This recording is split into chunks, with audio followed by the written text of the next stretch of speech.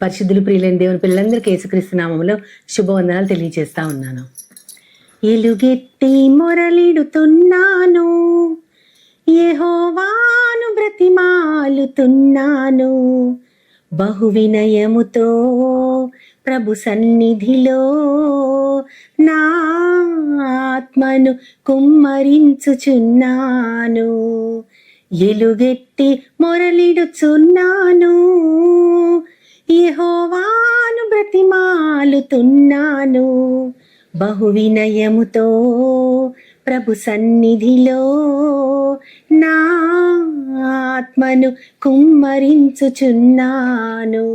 బహు వినయముతో ప్రభు సన్నిధిలో నా ఆత్మను కుమ్మరించుచున్నాను. వినయము అనేది ఇప్పుడు ప్రతి వారికి కూడా చాలా తక్కువ ఉంటుంది. అంటే చాలా మందిలో కనపడని లక్షణం ఏంటంటే వినయము. వినయము అంటే నేను ఒక చోట ఒక జస్ట్ ఒక లైన్ అనమాట, ఏదో ఒక బొమ్మ పెట్టి దాని కింద రాశారు. ఆ బొమ్మ ఏంటో కూడా నేను సరిగ్గా క్లియర్గా చూడలేదు, కానీ అదేదో బ్రిడ్జ్ మీద ఒక వెహికల్ వెళ్తా ఉంది, దాని కింద ఇది ఉందనమాట, obedience is the highest form of worship. Obedience అంటే వినయము. నిజంగా మనం దేనినైనా ఆరాధిస్తున్నామంటే దేనిని ఆరాధిస్తున్నాము? దేవునినా, మనుషులనా, ధనాన్న? దేనిని ఆరాధిస్తున్నాము? దేనిపైన మన మనస్సు లగ్నమై ఉందో దానినే మనం ఆరాధిస్తాము. ఆ ఆరాధన ఎప్పుడు గొప్పది అంటే మనము దానిని పాటిస్తే, ఆ విధానాల్ని పాటిస్తేనే, వినయముతో పాటిస్తేనే అది గొప్ప ఆరాధన అవుతుంది.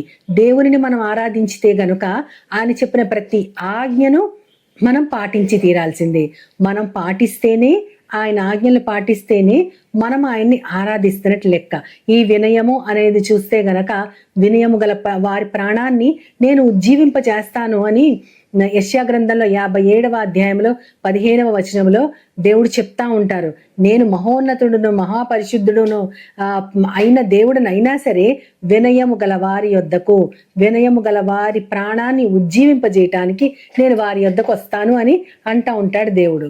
ఇదే వినయము. ఘనతకి ముందు వినయం ఉంటుంది. అంటే ఎవరైనా వినయంగా ఉన్నారు అంటే, ఎవరైనా గణపరచబడ్డారంటే వాళ్ళు ఎంత వినయంగా ఉంటారో మనం గమనిస్తాము. అంటే కొంతమందిని మనం మాట్లాడుకుంటా, వారు నిజంగా వారికి ఎంత డబ్బు ఉందా, ఎంత గొప్ప పొజిషన్ ఉన్నా, ఎంత స్టేటస్లో ఉన్నా సరే ఎంత వినయంగా ఉన్నారని వారి గురించి మనం మాట్లాడుకుంటా ఉన్నాం. కానీ మామూలుగా దేశవాళీ సామెతల్లో మనం చూస్తే అతి వినయం దూర్త లక్షణం అని కూడా అంటా ఉంటారు. అంటే అతి వినయాన్ని ఎవరైనా ప్రదర్శిస్తే గనక ఏదో ఆశించి వీరు ఆ లక్షణాన్ని చూపిస్తున్నారు, చాలా ఎక్కువగా వినయాన్ని చూపిస్తున్నారని కూడా చెప్పచ్చు. కానీ దేవుని విషయంలో మాత్రము పూర్తి వినయం అవసరము. మన ప్రాణము, ఆత్మ, దేహము కూడా వినయంతో దేవునికి లొంగిపోతే, ఆయన పాదాల వద్ద ఉండి ఆయన చెప్పినది నెరవేరిస్తే నిజంగా it is the highest form of obedience. ఆ పోస్ట్ పెట్టిన వారు క్రిస్టియన్సో ఎవరో నాకు తెలియదు, కానీ నిజంగా అది దైవం విషయంలో ఖచ్చితమైన మాట. దేవునిని ఆరాధిస్తున్నాం అంటే ప్రార్థన చేయటం కాదు, వాక్యం చెప్పడం కాదు, ఇతరులను ప్రేమించడం మాత్రమే కాదు. వీటన్నిటికంటే పైన ఒక మెట్టు ఉంది. అది దేవుని యొక్క ఆజ్ఞల్ని మనం పాటించాలి, ఎంతో వినయంతో పాటించాలి.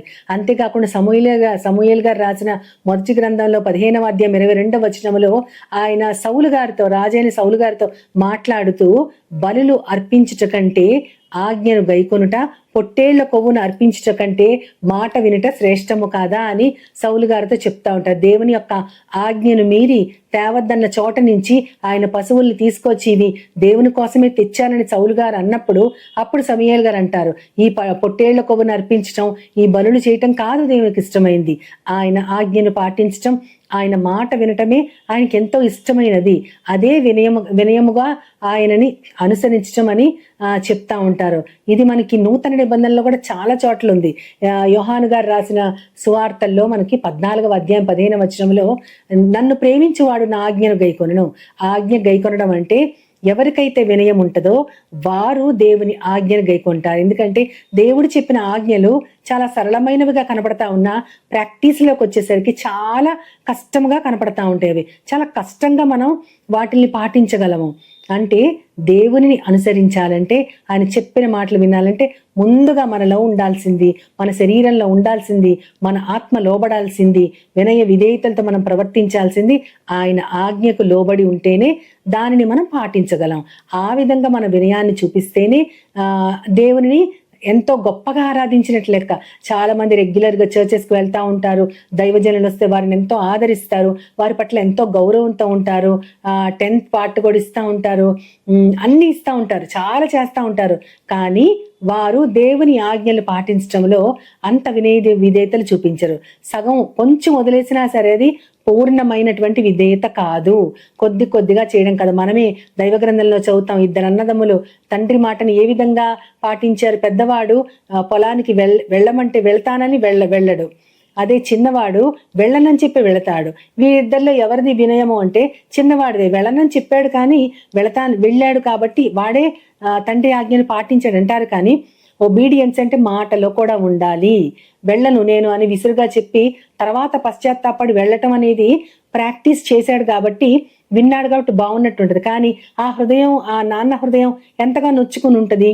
మాటలో కూడా మనం ఎంతో వినయం ప్రదర్శించాలి.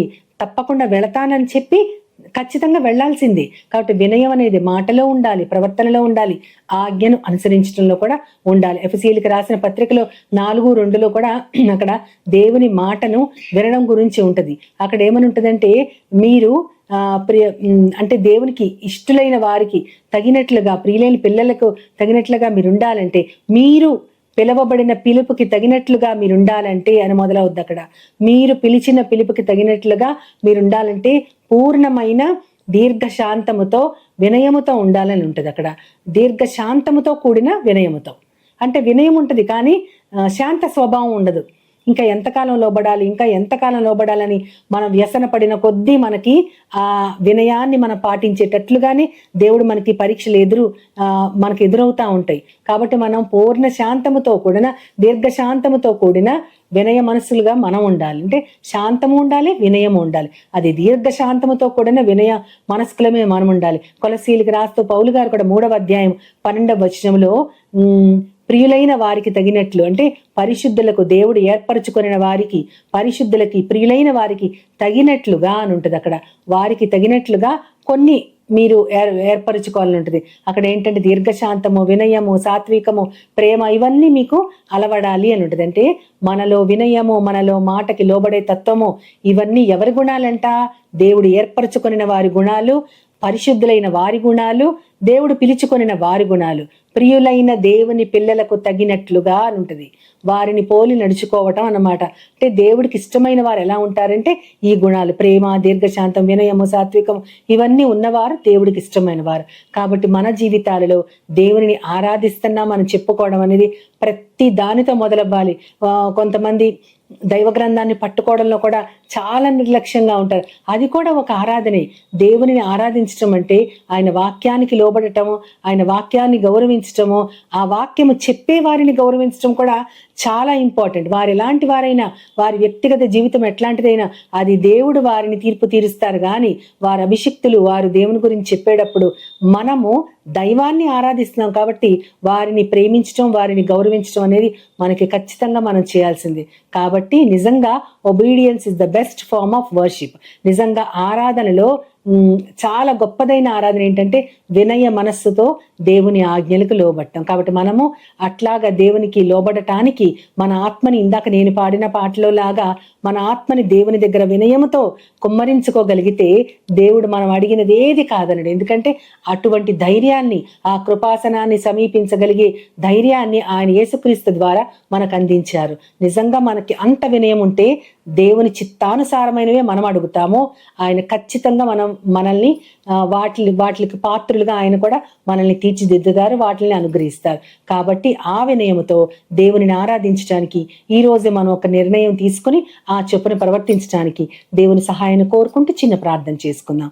ప్రేమమయుడ, ప్రియ పరలోకపు తండ్రి, నాయన ఇప్పుడే మేము వినయముతో కూడినటువంటి ప్రవర్తనతో నీ ఆజ్ఞలకి లోబడటం అది నీకు ఇష్టమైనది. ఒకడు నా ఆజ్ఞలు గైకొనట అనేది నన్ను ప్రేమించటమే అని చెప్పారు. కేవలం పెదవులతో నిన్ను ఘనపరచటము, హృదయాలు మాత్రం నీకు దూరంగా ఉండటం కాదు గాని ప్రభ, మా పెదవులు నిన్ను ఘనపరచాలి.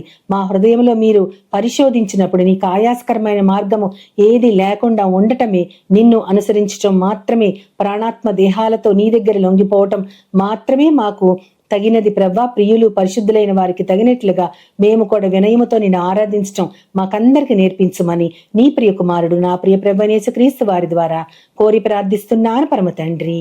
ఆమేన్, ఆమేన్, ఆమేన్. వందనాలు. As Jesus now, He's always near.